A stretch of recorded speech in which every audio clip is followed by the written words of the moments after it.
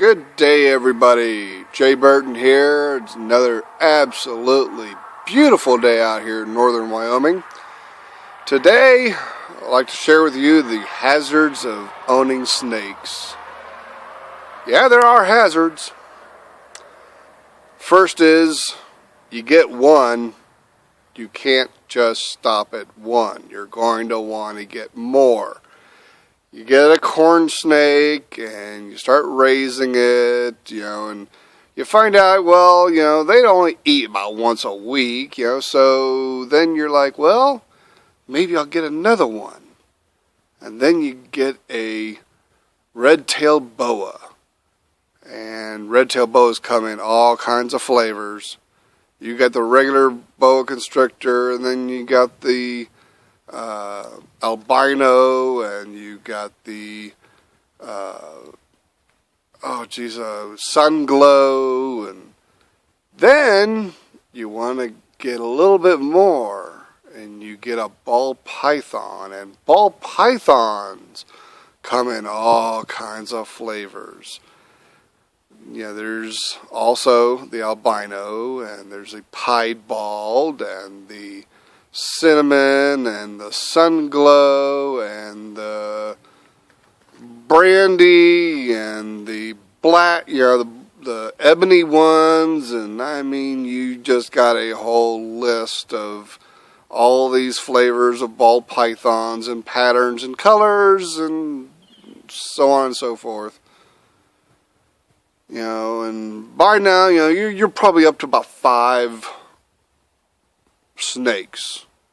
And of course you got to feed these snakes too, and there's a lot of different companies out there that will ship you either live or frozen thawed. Frozen thawed is preferred.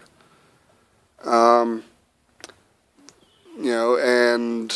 then you want to get even a bigger snake, so then you got your red-tailed boas now, they get pretty decent size, but you want something even bigger. So you go for a Burmese python. Oh yeah, and there's albinos too.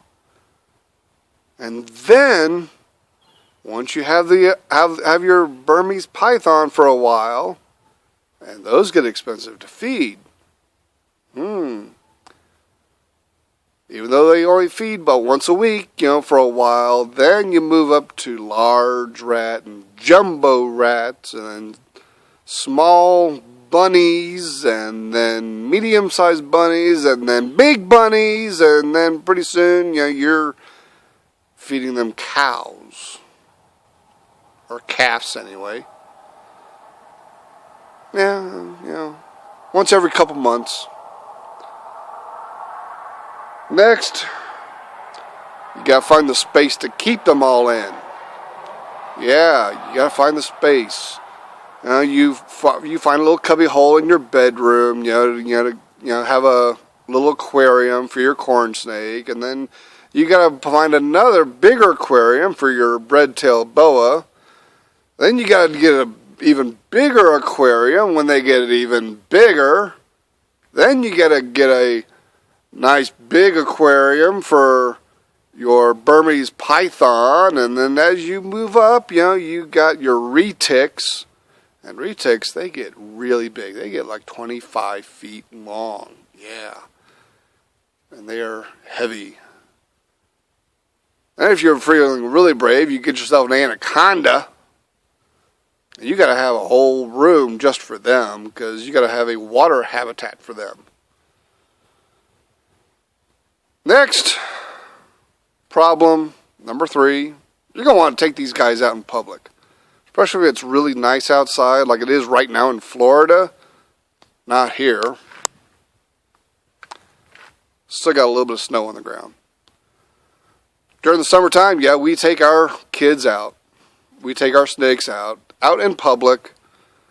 There's a lot of activities out in public, and we let people hold some of our snakes, and they love it. They absolutely love these snakes. So, Problem number 4. You're going to get into some really awesome discussions about snakes, because you're going to have questions.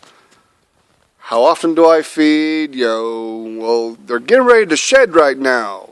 So do I feed them right now, or do I wait until after they feed and after they shed? And after they shed, how long do I wait? And what's going on with my snake? He's doing this and he's doing that. Then you're going to get into some really great arguments and debates with people who are absolutely stupid because they don't know anything about snakes.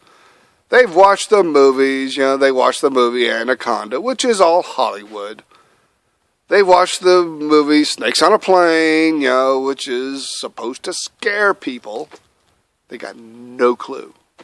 They've got absolutely no clue what keeping a snake is really about. Next, feeding your snakes and finding feeders for them. Ball pythons, they don't get real big. A medium rat, every now and then. Even when they're 5 foot, maximum 6 foot. If you can get them to get that big, and that's after years of growing. They don't grow very fast. Petco, PetSmart, they carry feeders. Gets a little expensive after a while, especially if you want to get a month at a time. So you want to get online and you want to look at some of these other places that will ship them right to your door, frozen. So you don't have to really have a place to raise them, and all that, and have the smell. The next thing on the list, you're going to have to baby-proof your house. Because if you let your snake loose in the house, they're going to get in stuff. If they're big snakes, like your red-tailed boas, your Burmese python, your retics, your anacondas, especially red-tailed boas, because red-tailed boas love to climb. Yeah, red-tailed boas love to climb. If you got a small tree in your backyard, let them, right near the bottom of that tree, and they will climb up as high as they'll go, and they'll just sit there. They love heights.